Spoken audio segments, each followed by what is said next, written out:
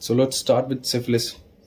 Syphilis is a sexually transmitted genito-ulcer disease. It is a sexually transmitted genito-ulcer disease. इसका मतलब genitalia पे ulcers होते हैं and it is caused by Treponema pallidum. Treponema pallidum इसे cause करता है.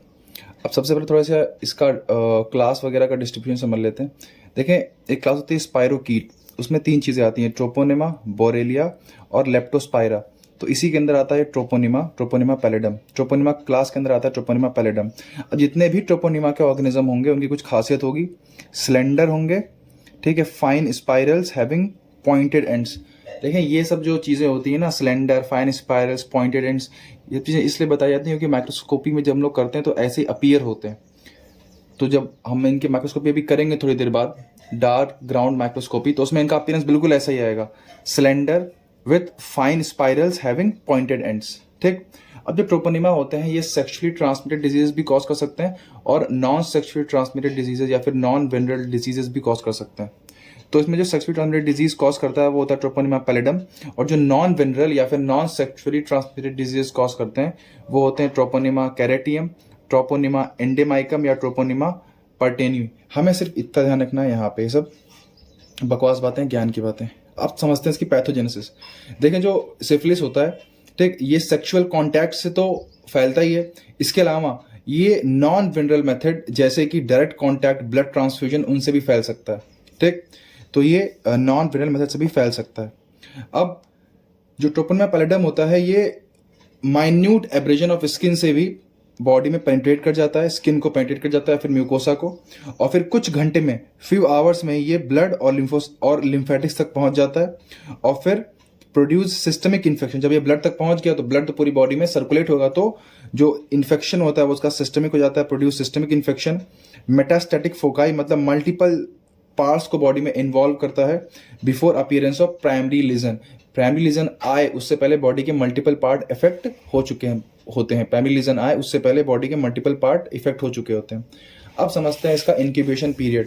देखिए, जो इसका इंक्यूबेशन पीरियड होता है वो होता है 10 से 90 दिन, ठीक, के बीच में होता है. लेकिन ह्यूमन में एवरेज 21 दिन इसका वो होता है इंक्यूबेशन पीरियड. ठीक. और कितने ऑर्गेनिजम्स का इन्फेक्शन कॉज करता है, तब एवरेज 21 डेज का इसका वो होता है इंक्यूबेशन पीरियड. जब average inoculum of 500 to 1000 infectious organisms हो, तब जो एवरेज वो होता है इंक्यूबेशन पीरियड ह्यूमंस में वो होता है 21 दिन. इतना सा बकवास ध्यान रखने की जरूरत नहीं है. एवरेज ह्यूमन में 21 दिन, और वैसे एक रेंज है 10 से 90 दिन. ठीक. अब आते हैं इसके क्लिनिकल फीचर्स पे, यही सबसे इंपॉर्टेंट है.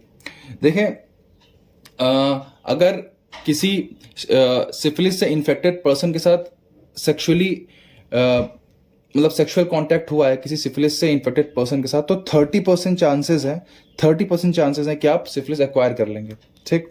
अच्छा, इस बीमारी को बोलते हैं the great pretender. The great pretender, ये यही सब वर्ड्स इंपॉर्टेंट होते हैं, यही सब आते हैं एग्जाम में. द ग्रेट प्रिटेंडर इसे क्यों बोलते हैं? क्योंकि ये बहुत सारी डिजीजेस को मिमिक करता है, बहुत सारी डिजीज को मिमिक करता है. ऐसा लगता है कि वो बीमारियां, बट एक्चुअली में सिफिलिस होती है. So it is also called as the great pretender. अब इसकी 4 स्टेजेस होती हैं, ठीक है, और ये बीमारी वर्टिकली भी ट्रांसमिट हो सकती है. मतलब अगर मदर इन्फेक्टेड हो सिफिलिस से तो बच्चे में भी सिफिलिस हो सकता है. ठीक. अब इसकी 4 स्टेजेस होती हैं, primary syphilis, secondary syphilis, latent syphilis और टर्शरी सिफिलिस. अब स्टार्ट करते हैं सबसे पहले प्राइमरी सिफिलिस. देखें, इसमें ध्यान क्या रखना, किन चीज़ों पे फोकस करना है, वो है कि फीचर्स क्या आ रहे हैं. जैसे कि जो प्राइमरी सिफिलिस होते हैं उसके 2 फीचर हैं. सबसे पहले है प्राइमरी शैंकर, इसे बोलते हैं प्राइमरी या फिर हार्ड शैंकर. ठीक. दूसरा इसका फीचर होता है regional lymph adenopathy. Lymph adenopathy मतलब लिम्फ नोड्स की स्वेलिंग. कौन से लिम्फ नोड की स्वेलिंग कॉमन होती है? इंग्वाइनल लिम्फ नोड की. ठीक. और हार्ड शैंकर बनते हैं. अब ये शैंकर क्या होते हैं समझे. तो शैंकर, देखें, शैंकर वर्ड में हल्का सा रिदम आ रही है सिंगल की. ठीक है. तो शैंकर जो होते हैं वो सिंगल होते हैं. पहली बात तो सिंगल लोग जो होते हैं वो भैया पेनलेस होते हैं, उनके जीवन में कोई दुख दर्द देने वाला होता ही नहीं है, तो वो सिंगल होते हैं, पेनलेस होते हैं. सिंगल लोग हार्ड होते हैं, हार्ड लौंडे. Indurated ulcer, so chancre is single, painless, hard, indurated ulcer होता है. ठीक. पेनलेस अल्सर है. ठीक है. Covered by thick exudate rich in spirochete, क्योंकि ये है ही एक स्पाइरोकीट, ट्रोपोनिमा पैलिडम. ठीक. अच्छा, कॉमनली सीन, अब कहाँ कहाँ पे कॉमनली सीन, कहाँ पे देखे जाते हैं शैंकर, तो जो मेल्स होंगे उनमें पेनिस में, जो फीमेल्स होंगी उनके सर्विक्स या लेबिया पे, और जो होमोसेक्सुअल्स होंगे उनके एनल कैनाल के पास ये शैंकर देखने को मिलते हैं। और ये शैंकर अपने आप 4 से 6 मंथ में हील हो जाते हैं। ठीक। सेकंड फीचर होता है लिम्फ एडेनोपैथी। देखें ये 1 वीक में अपीयर होता है, जब इन्फेक्शन हुआ उसके 1 वीक बाद अपीयर होता है। ठीक है। ये भी जनरली पेनलेस होता है, जो लिम्फ नोड होते हैं वो पेनलेस होते हैं, फर्म होते हैं, नॉन सुपरेटिव, मतलब उनके अंदर कोई हवाद वगैरह भरी नहीं होती है, नॉन सुपरेटिव होते हैं। ठीक। उनके अंदर कोई फ्लूइड नहीं होता, कोई एक्सुडेट नहीं होता, एंड ऑफन बायलेटरल, और दोनों साइड के लिम्फ नोड्स को इन्वॉल्व करते हैं, तो ऑफन बायलेटरल। ठीक। तो प्राइमरी सिफिलिस के 2 फीचर, हार्ड शैंकर और रीजनल लिम्फ एडेनोपैथी। शैंकर क्या होते हैं? Single painless hard indicated ulcer. ठीक। अच्छा, अब एक बात है, जो शैंकर है ये 4 से 6 महीने में अपने आप ठीक हो जाता है, बट जो लिम्फ एडेनोपैथी है इसको ठीक होने में मंथ्स लग जाते हैं। ठीक। अब कुछ ज्ञान की बातें ये है, मैंने कहा था कि जो सिफिलिस होती है वो सेक्सुअल कांटेक्ट के अलावा नॉन सेक्सुअल कांटेक्ट से भी फैल सकता है। तो अगर डायरेक्ट कांटेक्ट से फैला है वो, ठीक है, तो जो शैंकर होंगे वो जेनेटेलिया पे नहीं होंगे, एक्स्ट्रा जेनेटल रीजन में होंगे, जैसे कि फिंगर्स वगैरह पे।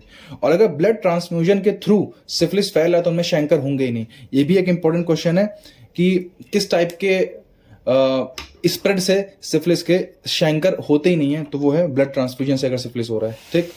आगे बढ़ते हैं। ये हम लोग खत्म हो गया प्राइमरी सिफिलिस। अब आते हैं इसकी दूसरी स्टेज पे, वो है सेकेंडरी सिफिलिस। देखें, जब प्राइमरी सिफिलिस ठीक हो जाता है, ठीक, उसके 6 से 12 वीक के बाद आते हैं हमारे सेकेंडरी सिफिलिस के लीजन्स। इनमें क्या क्या चीजें होती हैं? 3 बहुत इंपॉर्टेंट चीजें होती हैं। स्किन रैशेस, ठीक है, कॉन्डाइलोमेटा लाटा और म्यूकस पैचेस। अब स्किन रैशेस ये पाम और सोल पे होते हैं। ये देखें, तीनों के फिगर देखें, ये है स्किन रैशेज, ये देखें पाम और सोल्स पे आपको देखने को मिलेंगे। सेकंड है कॉन्डाइलोमाटा लाटा। ये क्या होता है? Mucocutaneous papule which coalesces to form pink to grey lesions in warm and voiced regions, जैसे कि पेरीएनल रीजन, वल्वा और स्क्रोटम। सो इंपॉर्टेंट क्या, it is a mucocutaneous papule which coalesces to form pink to gray lesion in warm and moist region like perianal lesion, vulva and scrotum। ठीक। Papule जो होता है वो एक kind of skin infection होता है। ठीक है। तो ये देखिए, ये पेप्यूल की पिक है, सॉरी कॉन्डाइलोमेटा लाटा की पिक है। ठीक है। क्या होता है? Mucocutaneous papule which coalesces to form pink to greyish lesion in warm moist region like perineal region, vulva and scrotum. और फिर लास्ट है म्यूकस पैचेस। देखें, ये सुपरफिशियल म्यूकल इरोजन होते हैं। ये देखिए, जैसे कि आदमी की टंग पे ये है एक सुपरफिशियल म्यूकल इरोजन। ठीक। तो ये होते हैं सेकेंडरी सिफिलिस के फीचर्स। प्राइमरी सिफिलिस के 2 फीचर हो गए। ठीक है। कौन कौन से? एक तो हो गया हमारा primary hard chancre lymphadenopathy. Secondary syphilis के 3 फीचर्स, इसको फोटोग्राफी मेमोरी से याद रख लेंगे कि एक तो टंग पे लीजन था, वो था म्यूकस पैच। ठीक। और इसके अलावा स्किन पे रैशेस थे और कॉन्डाइलोमेटा लाटा, और इसकी डेफिनेशन क्या है वो याद करना है। अब आते हैं लेटेंट सिफिलिस। देखिए, लेटेंट सिफिलिस जो होती है, जो सेकेंडरी सिफिलिस के लीजन्स होते हैं वो भी 2 से 6 हफ्तों में अपने आप सही हो जाते हैं। ठीक। उसके बाद आता है लेटेंट सिफिलिस। लेटेंट सिफिलिस में कोई भी क्लिनिकल फीचर मौजूद नहीं होंगे, लगेगा पर्सन को कि पर्सन बिल्कुल ठीक हो चुका है। ठीक है। लेकिन सारे के सारे सीरोलॉजिकल टेस्ट पॉजिटिव मिलेंगे और सीएसएफ फाइंडिंग्स नॉर्मल मिलेंगे। सीएसएफ फाइंडिंग्स नॉर्मल है और सीरोलॉजिकल टेस्ट पॉजिटिव है। ठीक। सीएसएफ फाइंडिंग नॉर्मल इसलिए है क्योंकि सीएसएफ फाइंडिंग पॉजिटिव होती है सिर्फ टर्शरी सिफिलिस में। ठीक। इसीलिए अभी नॉर्मल चल रही है वो। अच्छा, अब जो लेट सिफिलिस होता है, ये भी 2 टाइप का हो सकता है, अर्ली लेट सिफिलिस या लेट सिफिलिस। ठीक। बकवास बात है। अब देखें, जो इस कंडीशन में होगा क्या, पर्सन पे कोई भी क्लिनिकल सिम्टम नहीं होंगे, बट वो बीमारी को फैलाता रहेगा। Patient are still infectious transferring the infection. ठीक। तो जो लेटेंट सिफिलिस है, इसके फेट क्या है, अब क्या आगे क्या होने वाला है? देखिए, 3 चीजें हो सकती हैं। या तो लेटेंट सिफिलिस की जो स्टेज है लाइफ लॉन्ग परसिस्ट कर जाए, मतलब पेशेंट जो होगा वो खुद तो होगा, मतलब उसके खुद कोई सिम्टम नहीं आएंगे, बट वो डिजीज को फैलाता रहेगा। सेकंड, कि वो लेट सिफिलिस एक्वायर कर ले। और थर्ड, कि पर्सन अपने आप ठीक हो जाए। अपने आप ठीक होने की कंडीशन बहुत ज्यादा रेयर होती है, रेयरेस्ट ऑफ रेयर केसेस में ऐसा होता है। ठीक। तो मान लो अब उसने लेट सिफिलिस एक्वायर कर लिया, तो हम देखते हैं कि लेट सिफिलिस में क्या होता है। तो देखो, क्या ही बताया। ठीक। अब आते हैं लेट या टर्शरी सिफिलिस पे। तो मैंने कहा था कि अगर आपने 100% को अनट्रीटेड छोड़ा है, तो उसमें से चांसेस होते हैं कि जो 33 लोग होते हैं, मतलब 1/3 ऑफ द अनट्रीटेड पेशेंट में land up into tertiary syphilis. Tertiary syphilis. अब टर्सरी सिफिलिस में भी 3 जगह पे लीजन्स आ सकते हैं। उनके परसेंटेज क्या है? 10% पेशेंट में आते हैं सीवियस लीजन्स, 10% पेशेंट में आते हैं न्यूरोसिफिलिस में आगे वो बढ़ जाते हैं, और 15% पेशेंट्स में आते हैं गुमेटस लीजन। ठीक, अब ये गुमेटस लीजन क्या होते हैं समझते हैं इसको। देखिए जो गम्मा होता है क्या होता है? It is locally destructive granulomatous lesion. It is locally destructive granulomatous lesion, पहली बात। मोस्ट कॉमन ये बोन और स्किन पे देखने को मिलता है। ठीक, लोकली डिस्ट्रक्टिव होते हैं, मतलब स्किन को बुरी तरीके से डैमेज कर देंगे। इनकी आप पिक्स देख सकते हैं गूगल पे गम्मा की। ठीक है, ये हो गया। नेक्स्ट है न्यूरोसिफिलिस। तो देखिए जो न्यूरोसिफिलिस होती है, इसके मैनिफेस्टेशन क्या होते हैं? या तो सिफिलिस की वजह से पर्सन को हो जाएगा क्रोनिक मेनिंजाइटिस, या तो हो जाएगा वेस्कुलाइटिस, या फिर टेप्स डॉर्सालिस उसमें देखने को मिलेगा। ठीक, टेप्स डॉर्सालिस, वेस्कुलाइटिस या फिर क्रोनिक मेनिंजाइटिस। बस खत्म हो गया। अब लास्ट मैंने कहा था कि ये इसका सिफिलिस का वर्टिकल ट्रांसमिशन भी हो सकता है, मदर टू फीटस से ट्रांसफर हो सकता है। तो बस कंजाइटल का मतलब यही है कि मदर टू फीटस से ट्रांसफर हो जाएगा बस। ठीक, अब आते हैं इसकी लैब डायग्नोसिस पे। सबसे इंपॉर्टेंट इसकी लैब डायग्नोसिस है। देखिए सबसे पहले बात करते हैं माइक्रोस्कोपी की। तो माइक्रोस्कोपी पे हमारे पास 3 तरीके होते हैं। सबसे पहले डार्क ग्राउंड माइक्रोस्कोपी हम लोग कर सकते हैं। ठीक, direct immunofluorescent staining for Treponema pallidum, या फिर सिल्वर इम्प्रेग्नेशन मेथड। अब ये क्या क्या होते हैं समझते हैं। देखिए एक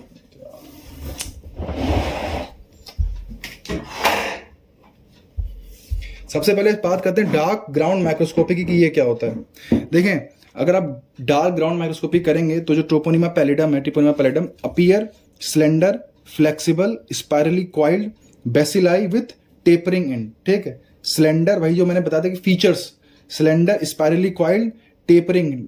ठीक, और ये बेसिलाई होता है, ये ध्यान रखें। नेक्स्ट, हमें मेनली डार्क ग्राउंड माइक्रोस्कोपी में देखना रहता है इसकी मोटिलिटी। देखें या तो इसके अंदर आपको देखने को मिलेगी रैपिड फ्लेक्शन एक्सटेंशन मोटिलिटी, मतलब ऐसे चलता रहेगा, रैपिड फ्लेक्शन एक्सटेंशन ऐसे चलता रहेगा वो। ठीक, ये होती है flexion extension motility rapid. Second है हमें देखने को मिलेगा कॉक स्क्रू मोटिलिटी। अब देखें कॉक स्क्रू मोटिलिटी क्या होती है? रोटेशन, मतलब the rotation around the longitudinal axis. जो लॉन्गिट्यूडनल एक्सिस होगी, लॉन्गिट्यूडनल एक्सिस इस ऑर्गेनिज्म की, उसके अराउंड ये रोटेट करता रहता है ऐसे, इसे बोलते हैं कॉर्क स्क्रू मोटिलिटी। ठीक, अब उस रोटेशन के दौरान एक स्टेज ऐसी आती है कि ये बीच से 90 डिग्री का एंगल बना लेता है ऐसे। ठीक है, rotation accompanied by soft blending and 90 degree. समझ रहे हैं? ये मान ले पूरा वो था ऑर्गेनिज्म, तो इसके सेंटर से ये घूमता है, सेंटर को एक्सेस मान के ये घूमता है, इसे बोलते हैं कॉर्क स्क्रू मोटिलिटी। और घूमते वक्त एक बार 90 डिग्री तो पक्का घूमता है, मतलब ऐसी पोजीशन आती है। So rotation accompanied by soft blending at 90 degree. ठीक, ये देखें यार, फोटो भी मुश्किल से दिखती है एक तो। ये देखिए वो 90 डिग्री पे लगभग घूमा है, इसे बोलते हैं सॉफ्ट ब्लेंडिंग एट 90 डिग्री। ठीक, ये हो गया हमारा डार्क ग्राउंड माइक्रोस्कोपी। तो उसमें मैं बस इतना देखा कि slender, spirally coil, tapering and, या तो हमें देखने को मिलेगी फ्लेक्शन एक्सटेंशन मोटिलिटी, या फिर देखने को मिलेगी कॉर्क स्क्रू मोटिलिटी। सेकंड पे आते हैं, सेकंड माइक्रोस्कोपिक टेक्निक वो है direct immunofluorescent staining for Treponema pallidum. तो देखें पहले क्या करते हैं, हम लोग स्मीयर बनाते हैं टिश्यू सेक्शन से या फिर एक्सुडेट से। ठीक, और फिर इसमें मिक्स करते हैं एंटीबॉडी। कौन सी? Fluorescent labelled monoclonal antibodies. और ये जो मोनोक्लोनल एंटीबॉडीज होती हैं, ये होती हैं targeted against Treponema pallidum surface antigen. जो ट्रोपोनिमा पैलिडम के सरफेस एंटीजेंस होते हैं, उनको टारगेट करके हम लोग कुछ एंटीबॉडीज बनाते हैं, उन पे रेडियो एक्टिव मटेरियल को लोड करते हैं। तो अब उनको बोल देंगे फ्लोरेसेंट लेबल्ड मोनोक्लोनल एंटीबॉडी, और फिर उनको इसमें के साथ मिक्स कर देंगे। ठीक है, तो हमें रिजल्ट देने को क्या मिलता है? Treponema appear as apple green coloured bacilli. तो इस टेक्निक के बाद जो ट्रोपोनिमा पैलिडम है वो हमें एप्पल ग्रीन कलर का बेसिलाई नजर आता है। ये हो गई हमारी डायरेक्ट फ्लोरेसेंट और ये टेक्निक। ठीक, direct fluorescent staining for Treponema pallidum. और इसकी सेंसिटिविटी लगभग 100% होती है। सबसे अच्छी बात ये है, सेंसिटिविटी इज अप्रोक्सीमेटली 100%। नेक्स्ट होता है सिल्वर इम्प्रेग्नेशन टेस्ट। देखिए एक्चुअली होता क्या है कि जो ट्रोपोनिमा पैलिडम है वो कोई भी नॉर्मल स्ट्रेन नहीं लेता है। रीजन ये है कि बहुत थिन होता है और डेलिकेट होता है, तो हमें इसको थोड़ा सा मोटा करना है। तो मोटा कैसे करेंगे? हमें एक चीज मालूम है कि जो AgNO3 होता है सिल्वर नाइट्रेट, ट्रोपोनीम्स जो होते हैं वो उसको सिल्वर में कन्वर्ट कर देते हैं, सारे ट्रिपोनीम्स। तो हमने AgNO3 पे ट्रिपोनिम्स को डाला, सिल्वर वो कन्वर्ट हो गया मेटेलिक सिल्वर में। अभी जो सिल्वर है ये इस ऑर्गेनिज्म के अराउंड ऐसे आके डिपॉजिट हो जाता है। जब सिल्वर इस ऑर्गेनिज्म के आगे के आसपास आके डिपॉजिट हो गया तो अब ये ऑर्गेनिज्म हो गया थिक। ये हम लोग इसकी स्टेनिंग क्यों नहीं कर पा रहे थे, क्योंकि ये था थिन, अब हमने इसको कर दिया थिक। तो अब हम इसकी स्टेनिंग कर लेंगे। दो स्टेन यूज करते हैं, एक होता है लेविडाइटिस स्टेन। लेविडाइटिस स्टेन जो होता है ये इसके टिश्यू सेक्शन को स्टेन करता है, और एक होता है Fontana stain. Fontana stain is use to stain smears from exudates. It is use to stain smears, जो स्मीयर वगैरह हम फॉर्म करते हैं उसको स्टेन करने के लिए यूजफुल होता है। ठीक, नेक्स्ट है कल्टीवेशन। तो ये कल्चरेबल ऑर्गेनिज्म नहीं, इसको हम लोग कल्चर नहीं करते, इट इज नॉट कल्चरेबल। ठीक, अब आते हैं सबसे इंपॉर्टेंट इसकी सीरोलॉजिकल टेस्टिंग पे। सबसे इंपॉर्टेंट यही है, देखें सीरोलॉजिकल टेस्टिंग जो होती है इसकी दो टाइप की होती है। एक तो हम लोग बोलते हैं नॉन ट्रिपोनिमल या फिर standard test for syphilis. STS का मतलब क्या है, नॉन ट्रिपोनिमल या फिर स्टैंडर्ड टेस्ट फॉर सिफिलिस। और नेक्स्ट होता है स्पेसिफिक ट्रिपोनिमल टेस्ट। ठीक, मतलब ये स्पेसिफिक नहीं है और ये टेस्ट स्पेसिफिक है। अब नॉन स्पेसिफिक टेस्ट हम लोग करते क्या है, रिएगेन एंटीबॉडी। देखिए reagin antibody are detected by using cardiolipin antigen. देखिए एक एंटीजन होता है कार्डियोलिपिन। ठीक, कार्डियोलिपिन एंटीजन को हम लोग बीफ हार्ट से एक्सट्रैक्ट करते हैं। ठीक, और ये बिल्कुल सिमिलर हेप्टेन होता है जो कि ट्रोपोनिमा पैलेडम के सरफेस पे पाया जाता है। देखिए हेप्टेन क्या होते हैं, हेप्टेन का मतलब होता है इनकम्प्लीट एंटीजेंस। इनकम्प्लीट होते हैं, उनको कुछ चीजें मिलेंगी बॉडी में तो वो कंप्लीट हो जाएंगे। ठीक, नॉर्मली वो बाहर से आए तो वो इनकम्प्लीट थे, बॉडी की कुछ चीजों से जुड़ के वो चीजें वो कंप्लीट हो गई, इनको बोलते हैं हेप्टेन्स। तो जो कार्डियोलिपिन होता है ये क्या होता है, similar hapten detected on the surface of Treponema pallidum. तो इसीलिए हम मतलब ये वही एंटीजन नहीं है बट उससे काफी सिमिलर है जो कि बीफ हार्ट में पाया जाता है, तो हम लोग वो एक्सट्रैक्ट करते हैं। ठीक है, उसके खिलाफ रिएजेंट एंटीबॉडी को हम लोग डिटेक्ट करते हैं पर्सन में। ठीक, और ये टेस्ट होते हैं चार टाइप के, वीडीआरएल, आरपीआर, ट्रस्ट और यूएसआर। ठीक, सबके फुल फॉर्म एक बार सुन लें। वीडीआरएल का फुल फॉर्म होता है venereal disease research laboratory test. Venereal disease research laboratory test. RPR इसका फुल फॉर्म होता है rapid plasma reagin. Rapid plasma reagin, ठीक, यही वाला रिएगेन है। नेक्स्ट है ट्रस्ट। ट्रस्ट का फुल फॉर्म होता है toluidine red unheated serum test. Toluidine red unheated serum test. और लास्ट है हमारा USR, unheated serum reagent test. Unheated serum reagent test. ठीक, ये दोनों हमें पढ़ने नहीं है, इन दोनों के बारे में इंपॉर्टेंट पढ़ना है। नेक्स्ट है वो टेस्ट जो स्पेसिफिक होते हैं फॉर ट्रिपोनिमा, वो होते हैं TPI, FTA ABS, TPA, TPHA और टीपीपीए। यहां से स्टार्ट करते हैं टीपीए से। Treponema pallidum agglutination test, treponema pallidum hemagglutination test, और टीपीएच का फुल फॉर्म होता है treponema pallidum particle agglutination test. Treponema pallidum particle agglutination test. TPI का फुल फॉर्म होता है treponema pallidum immobilization test. Treponema pallidum immobilization test. और FTA ABS का full form होता है fluorescent treponema antibody absorption test. ठीक है, fluorescent treponema antibody absorption test. अब नाम हमें कुछ नहीं रखा है, अंदर पढ़ते हैं। सबसे पहले स्टार्ट करेंगे नॉन ट्रिपोनिमल, जो अनस्पेसिफिक टेस्ट होते हैं, नॉन स्पेसिफिक, उनको स्टार्ट करते हैं। तो मैंने अभी आपको बताया कि इसमें हम लोग एक एंटीजन का यूज करते हैं, उसका नाम होता है cardiolipin antigen, which is similar hapten detected on the surface of treponema pallidum. ठीक, अब देखिए क्या होते हैं ऐसे जो सच रिएजेंट एंटीबॉडी, जो रिएजेंट एंटीबॉडी हम लोग डिटेक्ट कर रहे हैं वो आईजीजी और आईजीएम टाइप की होती हैं सिफिलिस में। ध्यान दें कि जो रिएजेंट एंटीबॉडी होती हैं ये जनरली होती हैं आईजीई टाइप की। जनरली जब बॉडी में कोई भी हाइपर सेंसिटिविटी रिएक्शन होती है तो उसकी वजह से बॉडी में बनती हैं रिएजेंट एंटीबॉडीज, नॉर्मली बनती हैं, और वो होती है आईजीई टाइप की। बट जब हम सिफिलिस में ये एंटीबॉडी टेस्ट करेंगे तो वो रिएजेंट एंटीबॉडी आईजीजी और आईजीएम टाइप की होंगी, ये ध्यान रखना। ठीक, नेक्स्ट अब हम लोग इन टेस्ट के अंदर सबसे पहले पढ़ेंगे वीडीआरएल। देखो इसमें क्या करते हैं, वीडीआरएल में हम लोग क्या करते हैं 50 माइक्रोलीटर सीरम लेंगे। 50 माइक्रोलीटर क्या लिया, सीरम। ठीक, उसमें एक ड्रॉप डाल दी वीडीआरएल एंटीजन की। किसकी ड्रॉप डाल दी, वीडीआरएल एंटीजन की।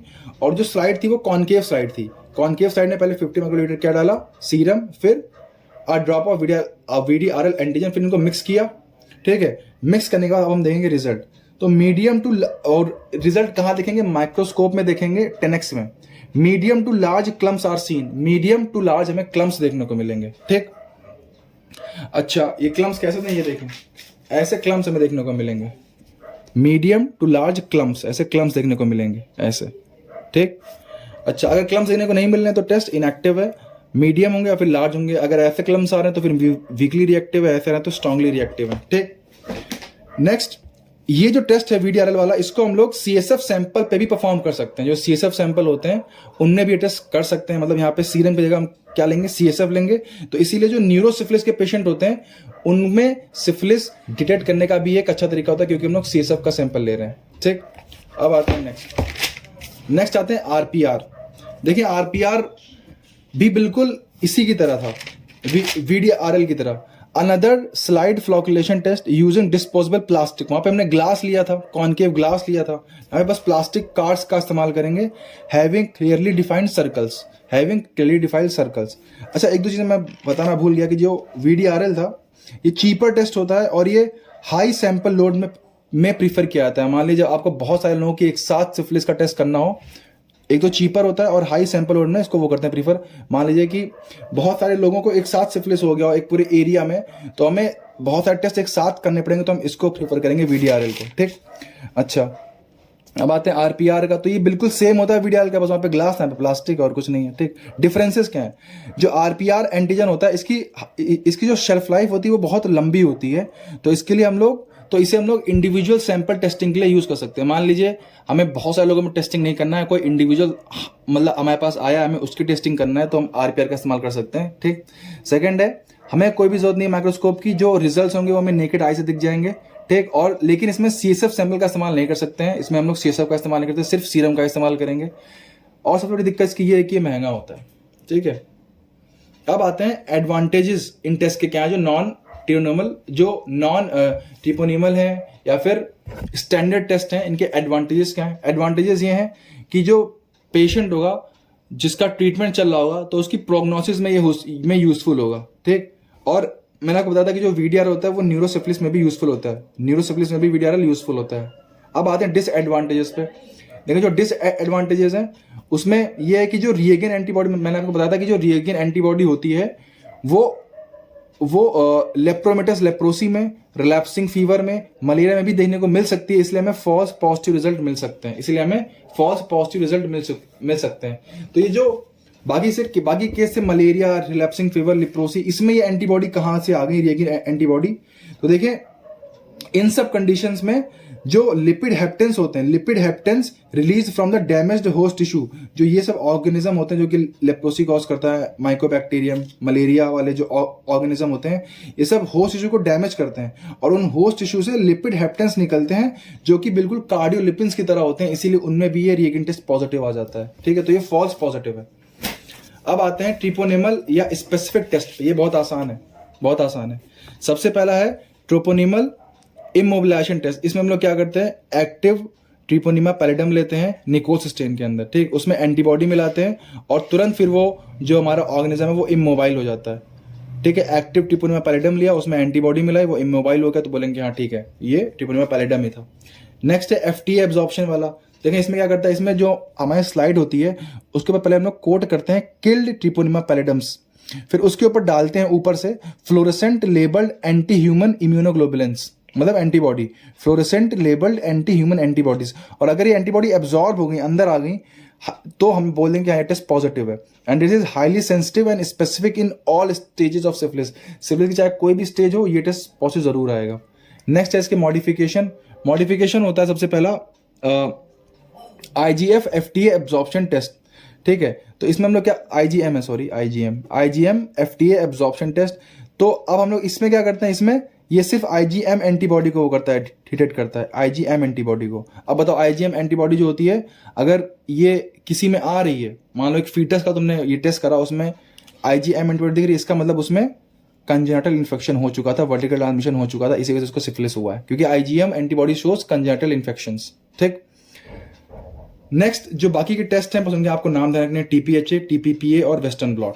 मॉलिक्यूलर मेथड जो है टेस्टिंग के वो है PCR, मल्टीप्लेक्स PCR। देखो बहुत आसान था। सबसे पहले माइक्रोस्कोपी में 3 तरीके, ठीक है, direct ground, direct immunofluorescence staining for treponema pallidum और सिल्वर इम्प्रेग्नेशन मेथड।